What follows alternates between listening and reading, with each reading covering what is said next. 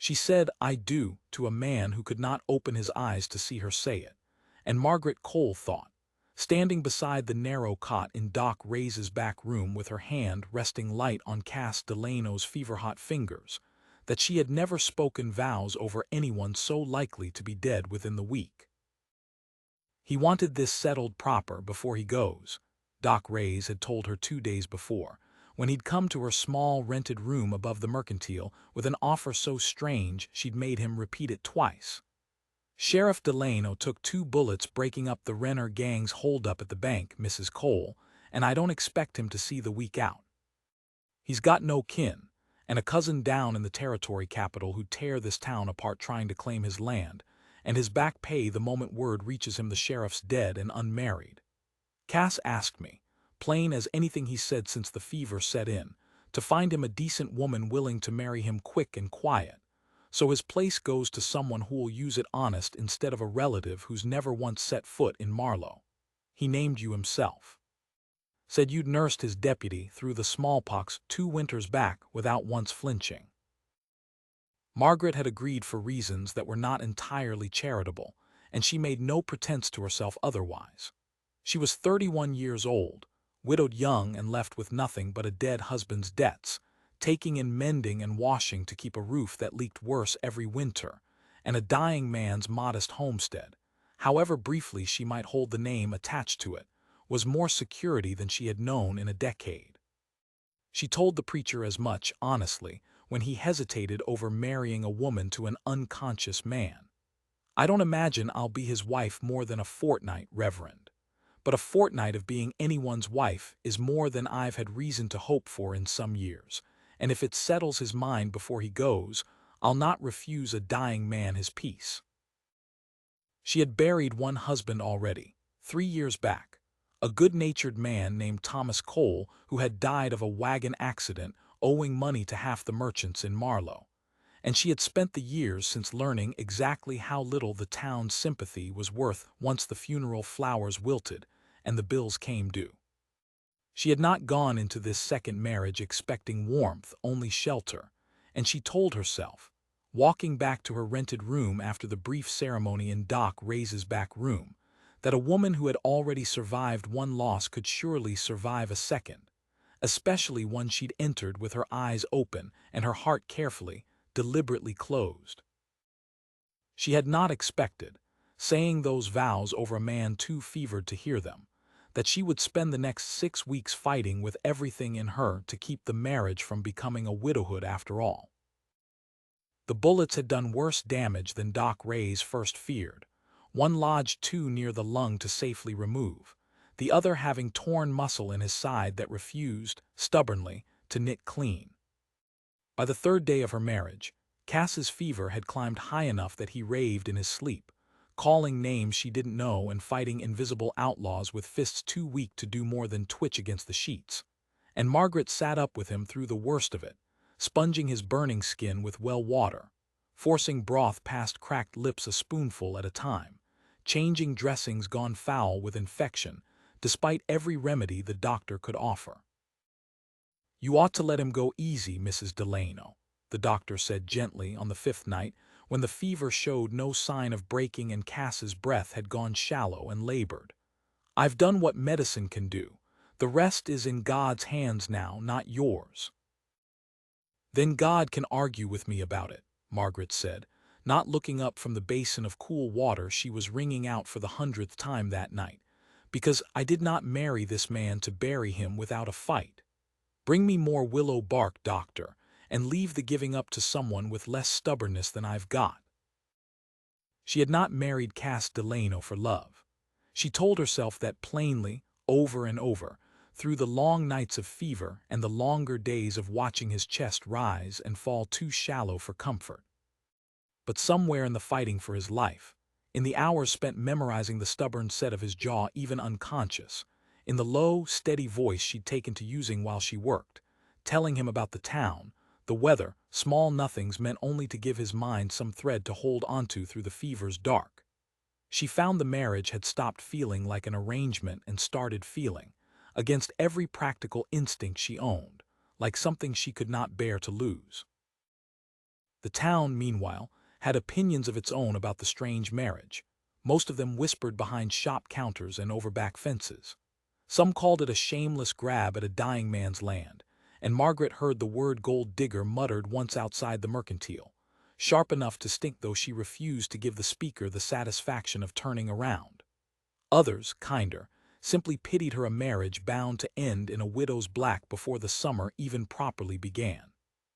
She bore both the scorn and the pity the same way she bore the long nights of nursing with her spine straight and her hands busy, because a woman with a dying man to tend had no spare hours to waste arguing with gossip.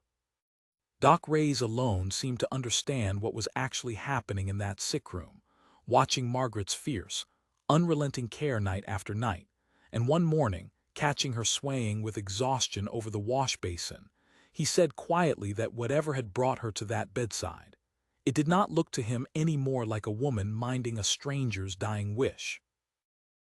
"It looks," he said, "like a woman fighting considerably harder than any arrangement requires."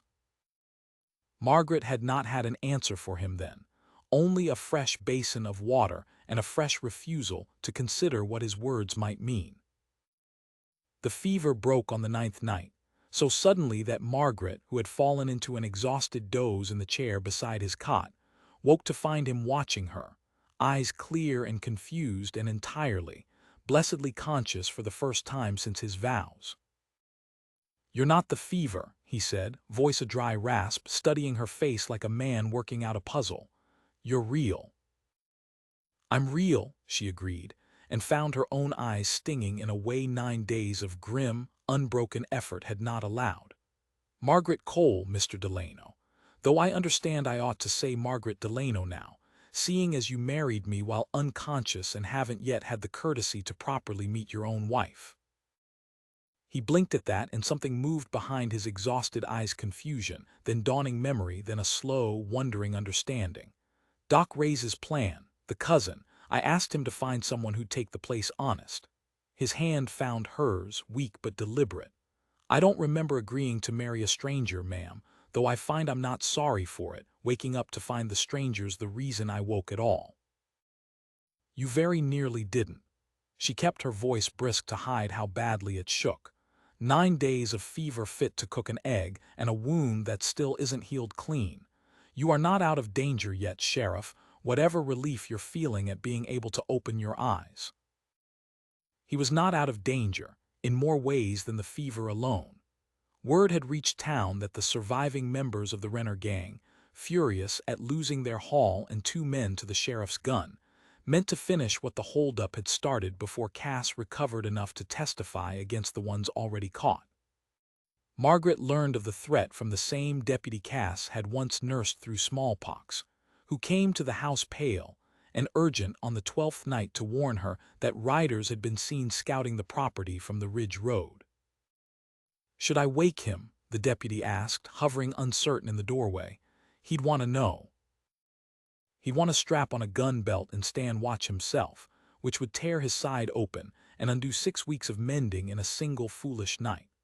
Margaret was already checking the shotgun's load with hands that did not shake, though her heart hammered plenty. Let him sleep, and ride for whatever help you can raise in town without alarming the whole street. I'll not have Cass Delano dying of his own stubbornness after surviving the fever that should have killed him outright. The deputy went, promising to return with armed men before first light, and Margaret was left alone in the dark house with a sleeping, healing husband down the hall and an unknown number of angry men somewhere out on the Ridge Road, closing the distance a little more with every hour that passed. She did not wake Cass, who lay finally sleeping deep and healing after the fever's long siege, 2 weeks still to lift a rifle without pain doubling him over. She banked the fire low so no light would show, bolted the shutters, and sat through that whole long night in the dark front room with Cass's own shotgun across her knees, listening to the wind and every small sound the old house made, ready to defend a husband she had married as a stranger and now could not imagine losing to anyone, fever or bullet alike. She thought, sitting there in the dark with her thumb resting light along the shotgun's hammer, of all the reasons she had told herself for marrying this man: the land, the security, the fortnight of respectability she'd expected to end in a widow's black crepe, and a deed to a modest homestead. None of those reasons explained the terror gripping her now at the thought of losing him, nor the fierce, unreasoning readiness she felt to put herself between Cass Delano and anyone fool enough to come through that door. Somewhere in 9 days of fever and 3 weeks of careful mending, the arrangement had become something she no longer recognized by its original name. The riders came at false dawn, 3 shapes moving low along the fence line, and Margaret, heart hammering but hands steady from 6 weeks of steadying worse things than fear, fired 1 shot over their heads before they'd closed half the distance to the house. A clear, deliberate warning shot that echoed off the ridge and brought the whole sleeping town's dogs up barking. "Next one won't go over your heads," she called into the graying dark, with a calm she did not entirely feel. "The sheriff's deputy is riding for reinforcements this very minute, and I have 5 more shots and no intention of missing with any of them if you take 1 step closer to this house." It was enough. Men who had come expecting an unconscious lawman and a defenseless woman found instead a widow's steady aim and a bluff about reinforcements they had no way of testing safely. And by the time the actual deputy arrived 20 minutes later with 3 armed men from town, the riders had already fled back toward the territory line, unwilling to risk a fight they could not be certain of winning. Cass, woken by the shot and dragging himself upright against every doctor's order, found Margaret still standing at the shuttered window with the shotgun steady in her hands, and understood, watching her, exactly what kind of woman fate had married him to while he lay too fevered to know it. "You should have woken me," he said, though there was no real reproach in it, only awe.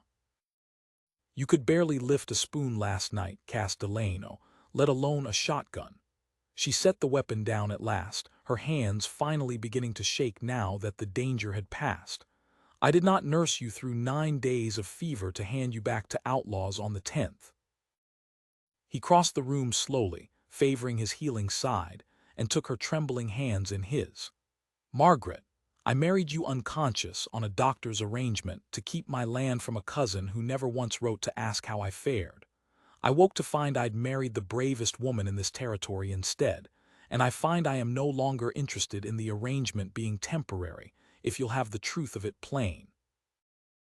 "The truth of it plain," she said, her composure finally, entirely breaking into something warmer, "is that I stopped thinking of this as an arrangement somewhere around the 5th night of your fever, Sheriff, and I have been rather frightened of what that meant ever since." They were married again 6 weeks later, once Cass stood strong enough to say his own vows and mean every word of them, in the small Marlow church before a town that had watched the whole strange courtship unfold with growing wonder. A sheriff wed unconscious to a widow for convenience, saved from death and outlaws both by the same steady hands, now standing before the altar to marry her a second time, properly, awake, and entirely in love.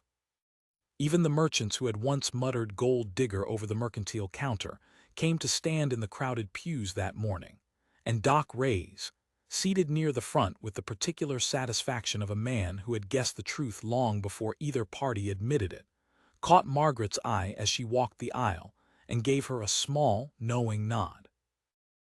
"I married you once in a fever I don't remember," Cass told her before the gathered congregation, his voice clear and strong now, nothing like the rasp she'd nursed back from near silence, "and I very nearly lost the chance to marry you a second time in my right mind, which would have been the greater tragedy of the two. I am marrying you today, Margaret, not because a dying man needed his affairs settled, but because a living one cannot imagine his life continuing without you in it." "Then I suppose," Margaret said, taking his hand before the whole warmly murmuring church, "we are married twice over now, Cass Delano. Once in law when I did not expect to keep you past the spring, and once, finally, in heart, now that I intend to keep you considerably longer than that." He kissed her then, before God and the whole town of Marlow, and Margaret Delano, widow no longer, felt the last of her old fear. The fear of loving something the world seemed determined to take from her settle at last into something steadier. Not a fortnight's arrangement, but a lifetime, hard won and entirely, gladly chosen. Afterward, standing on the church steps in the bright spring sunshine while the town came forward to offer its congratulations, Cass leaned close and murmured, for her ears alone, that he intended to spend the rest of his days making certain she never regretted marrying a man twice over. Margaret, looking up at him steady now, healed, entirely hers in a way no fever dream or dying wish could have promised, thought that she had gone into Doc Ray's back room expecting to bury a stranger by spring, and had come out the other side of that long, fearful winter with a husband, a home, and a love she had never once let herself hope for.